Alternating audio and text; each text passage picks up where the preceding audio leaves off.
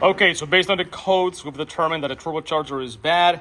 Audi, BMW, and Mini Cooper also say that turbochargers are wear items, so you should expect to change them at about between 70 and 110,000 miles is what we have seen. Here's a kicker though. This is the old turbo. As you can see in here, it has a label. I'll just show it to you. That says Audi, made in Germany, blah, blah, blah.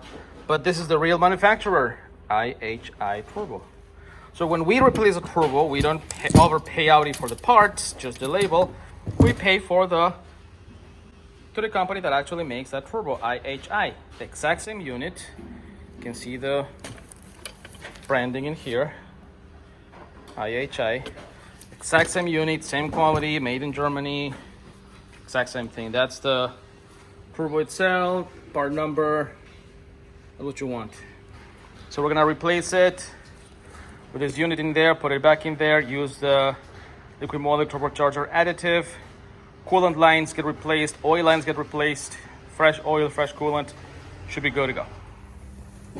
Okay, now the turbo is in place. As you can see, it connects to the exhaust manifold right there. Oops, right there. We're gonna finish putting the connections on the lines and it should be all set. Okay, and now we have finished with the turbocharger job. New turbo right there, looking nice and shiny. Wastegate visible there. So took her out for a road test. Push her hard. It's feeling great. There's a lot more power on the turbocharger. You can feel the boost on it. And there's no engine codes, which is what we wanted to see. So there you go. Another job completed successfully here at CarHavn.